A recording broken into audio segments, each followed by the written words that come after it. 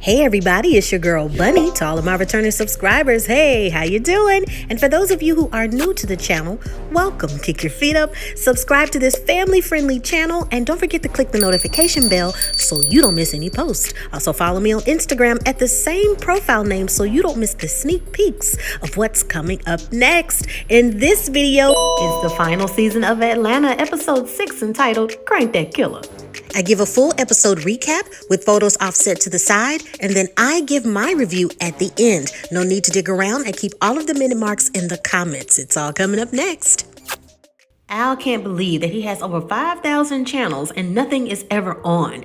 Darius just wants him to stop using cable, electric, and gas services altogether. It's a waste. But Al says, look, I'm not a hipster living with his sister's girlfriend's cousin picking boysenberries, okay? I'm rich. Besides, you can't stream everything, and I need my news. I stay on top of everything. I watch CNN. Ern and Darius point out the sad correlations.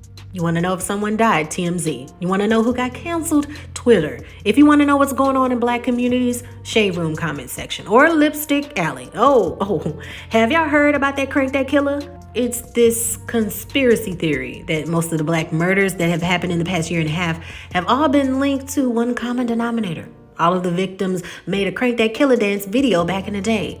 Ern didn't want to believe it either, but this writer on Lipstick Alley really did his homework. He cited all of his work.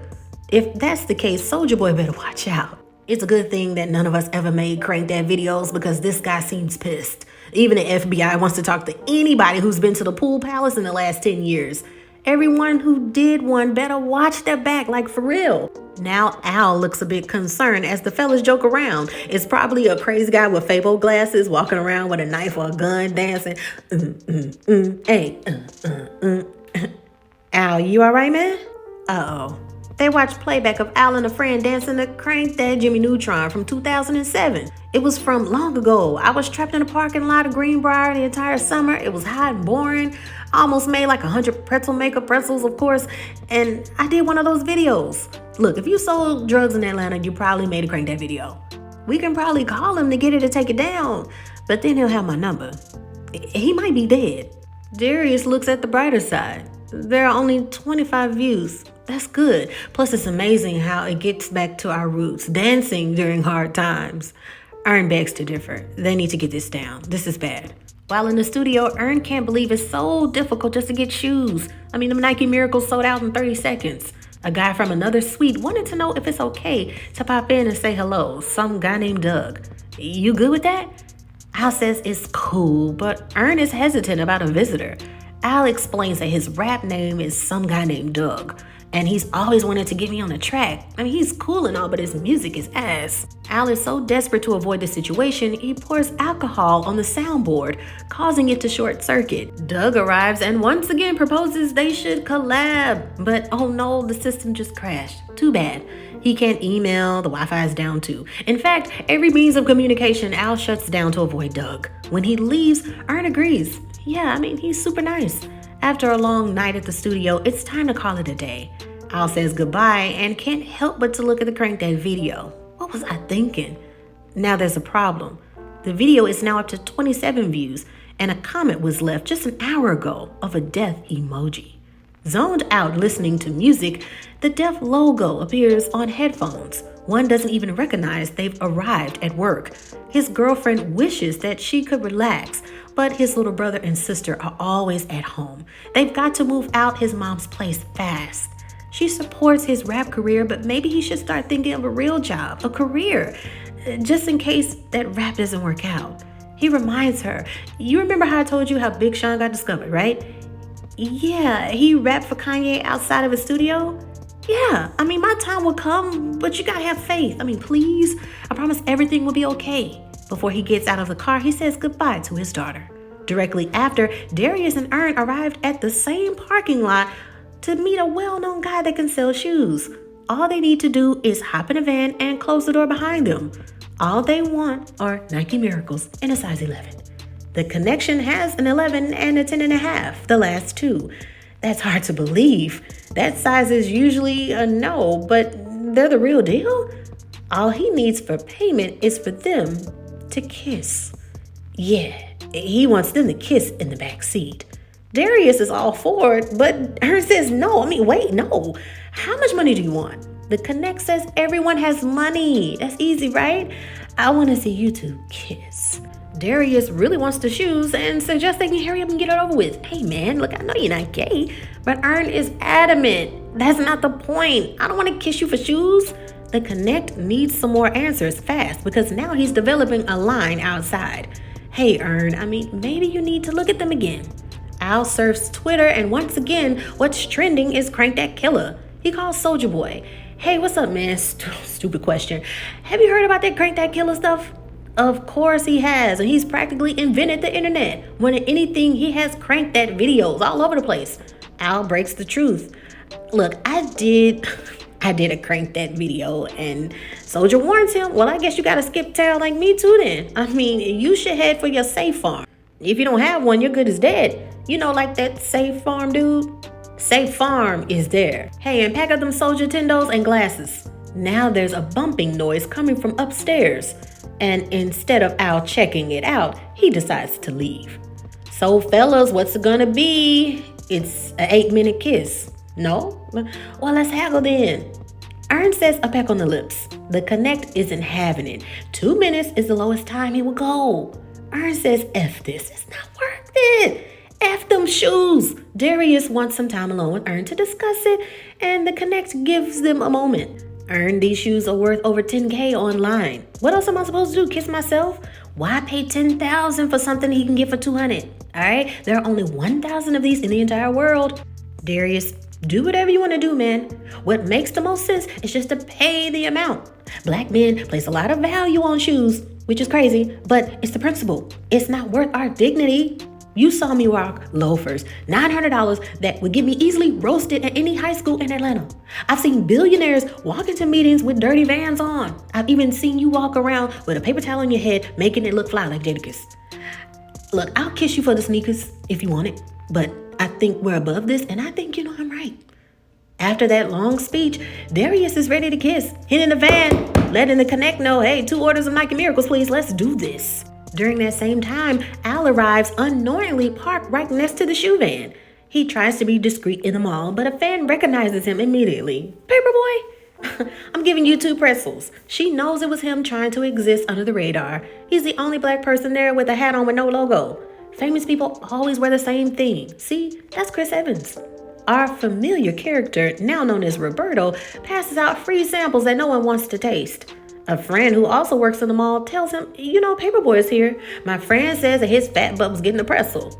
This must be his moment. He's got to find him now. It's a blast from the past as Al sees young kids make dance videos, not a care in the world and happy, until a car blasting music and its GPS announcing you have arrived at your destination.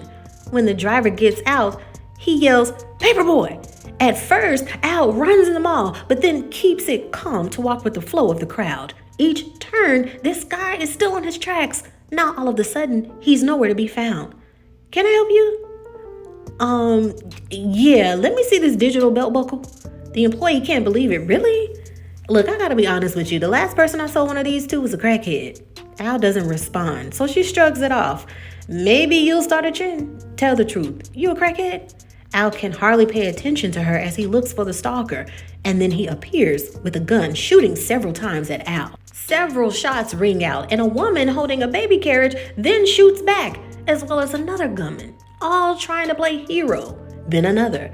Now the original shooter grabs a child hostage. There's a small window for Al to get a chance to get away. Then Roberto sees Paperboy and begins to rap, but Al isn't trying to hear it, pushing Roberto through the entrance glass. Are you boys ready? Darius is ready. The agreement was 3 seconds. To add more awkwardness, the Connect turns up the song by Casey and JoJo, All My Life. And just think of it out of mind and live in the moment as Darius puckers his lips. As they kiss, the driver sees a gunman shooting at Al, and the gunshot catches him. When the fellas open their eyes, totally oblivious to what's going on, Darius says, 2 Nike Miracles, please. Whoa. Even with no words, it's time not only to run, but grab the shoes. The shots continue to ring out from the stalker, and now a security guard shoots out several more rounds, but can't seem to hit him.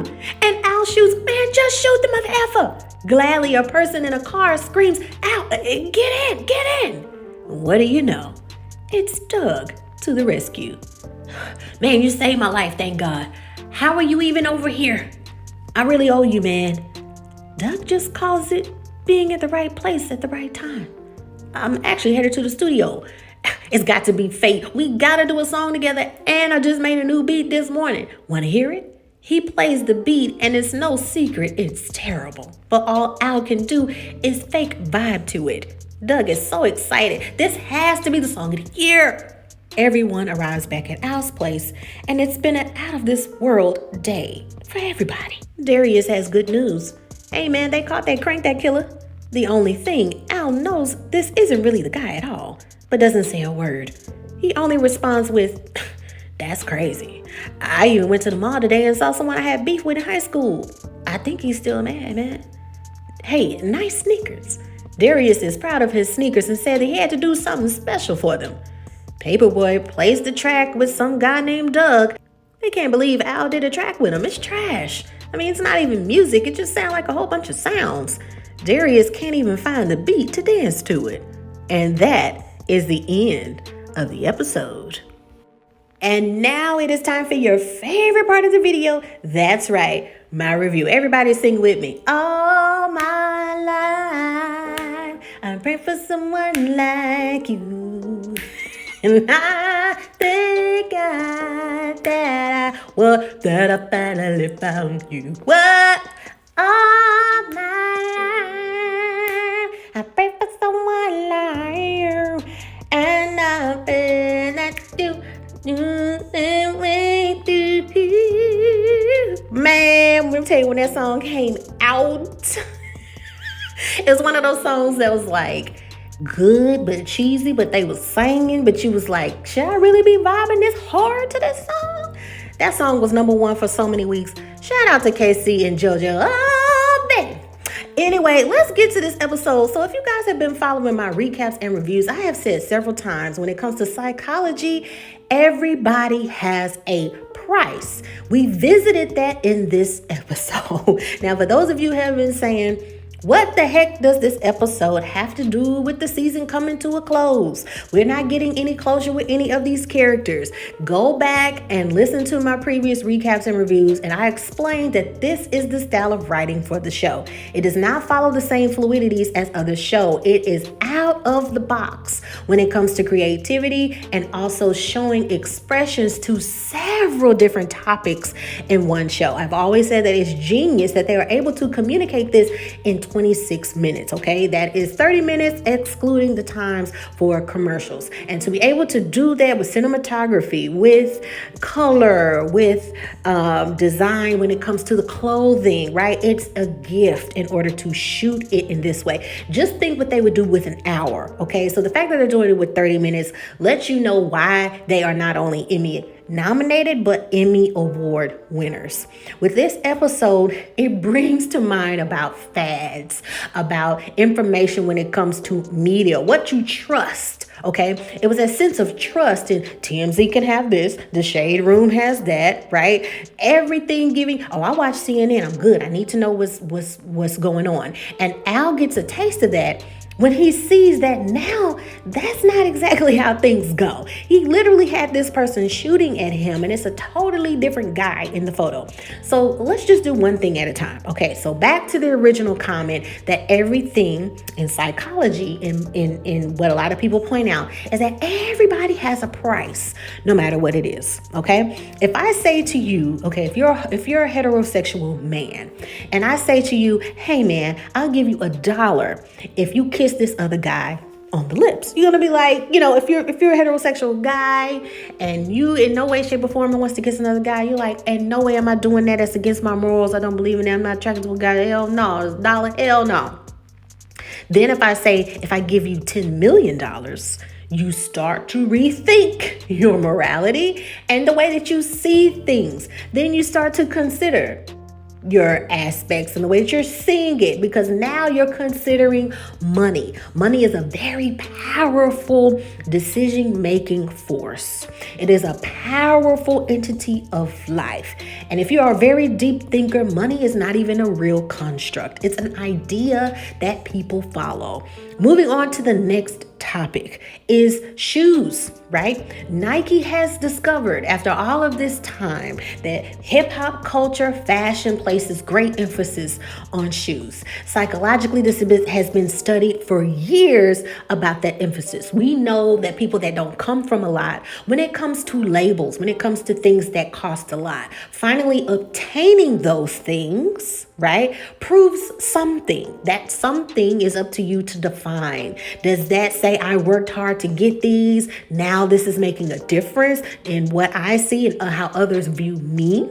Now this is making a statement of not only making rich people richer, but why does this have more value? And why am I not investing in something more important? Why am I not putting aside what society or what the lamings are saying that are valuable? Why am I doing that? The fact that Ern and Darius have this hilarious moment in the back of this van and shoes that they really want that are worth $10K online. Let's also talk about the shoe heads, right?